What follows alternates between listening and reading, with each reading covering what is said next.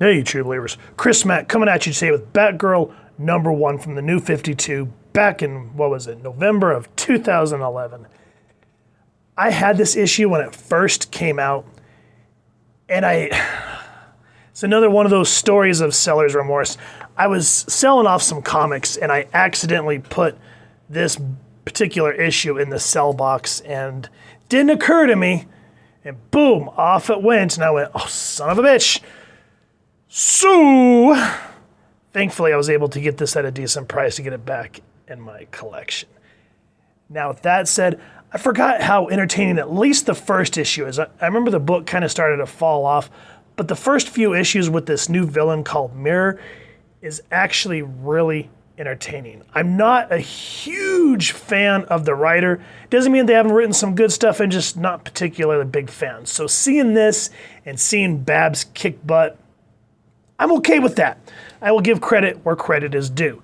Now, with that said, the story, we see that this particular character, this is called Mirror, he has this checklist. And what he's doing is he's going through, and the way that I particularly understand it is he's checking off the list of people that should have died, kind of like Final Destination in a regard. But it's interesting, and the deaths are freaking horrific. Now, with that said, we set up the stakes. What's happening? We see here it says, I'm not Barbara Gordon. I have to keep remembering that. Tonight, I'm not Barbara. Tonight, I'm not the police commissioner's daughter. Tonight, I'm the one who poured over the details of the confidential police reports when her dad wasn't looking.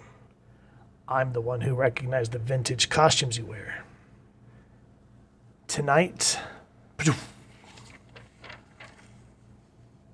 I'm Batgirl. And the new style, like, don't get me wrong, I love that old school gray and blue look from the golden, the Silver Age, around that time. But this new black and purple I thought was really cool. I hated when they gave her the Burnside uniform that just made her look like she was a teen. Ugh. We're not going to talk about that. And what I like, too, is the fact that you see how it looks a little more armored. We'll talk about that in a minute. But just the design in and of itself is awesome. And then, of course, this panel, great. Let's talk about who made this book. This is Shattered. Gail Simone writing, Adrian Saif penciler. Now, Adrian Saif, he got in some hot water with Marvel back in the day. I don't want to talk about it, but if you're interested, go Google his name in X-Men Gold #1, and it was just, whew. Anyway, with that said, Vince Cifuentes inks, Dave Sharp letterer, and Adam Hughes was the cover art, and that's another thing about this book, is that cover is exquisite. And of course, Batman, created by Bill Finger with Bob Kane.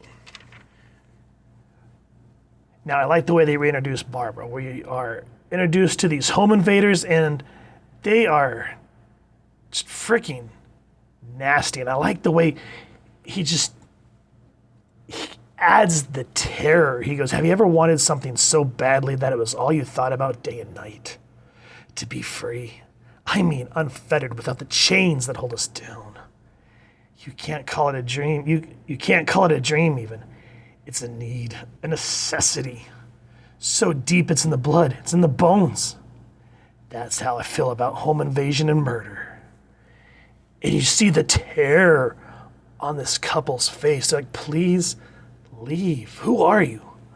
Oh, where are my manners? I'm sorry, I thought you knew. Danny, give the Ortegas the scrapbook, would you? We're the Brisby Killers. Now, that's a way to start a book.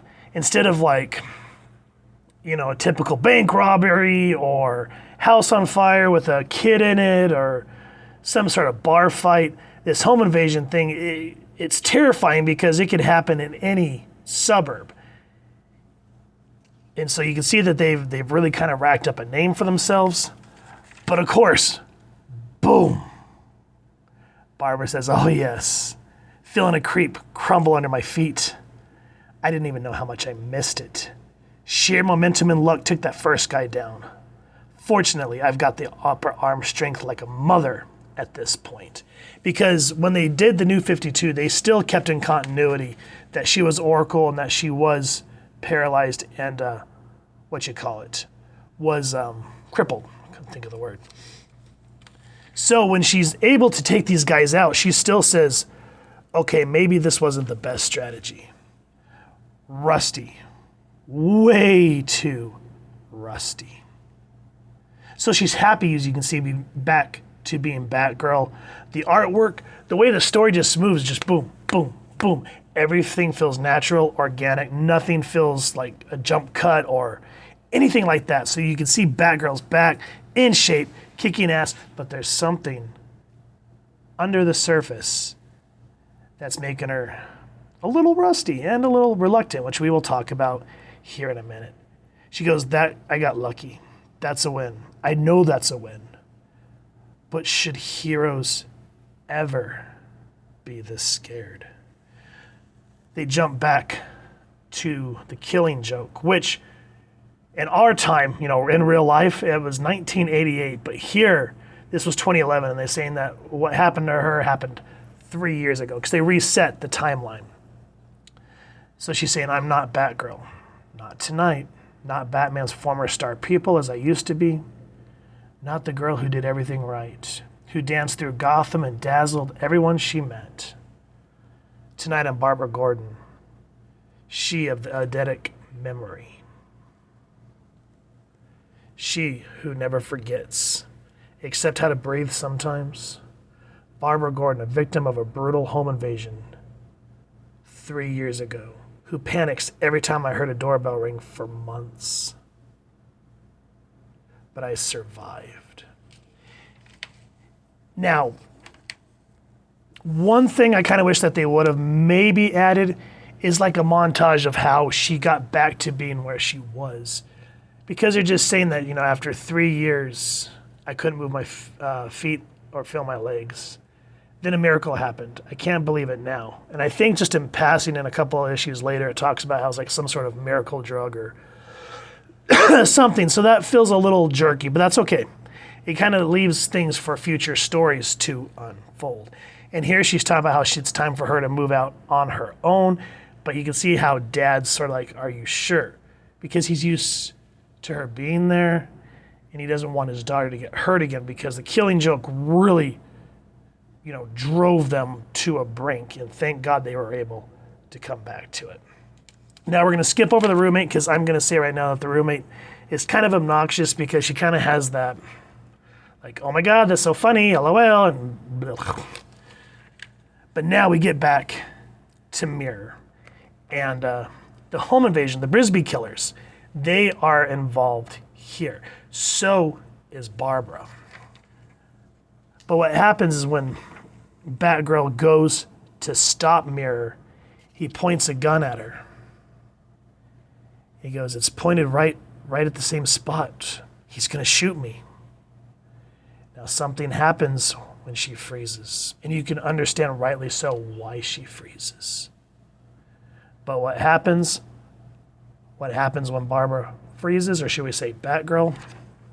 Guys, if you can get your hands on this comic book, highly recommend it. The first, I think, 5 to 10 issues was really good, and then the tie-ins with the Court of Owls was really good as well. So if you've enjoyed what you've seen, please first and foremost support your local comic shop or wherever you like to pick up your comics. And if you've enjoyed this review, we really would appreciate if you take a moment to hit like, share, and subscribe. Helps the club channel more than you could possibly know.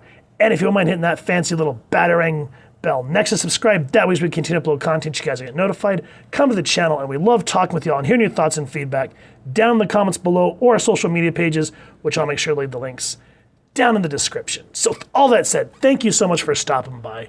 Hope you all continue to have an absolutely amazing day reading, and happy hunting, true believers.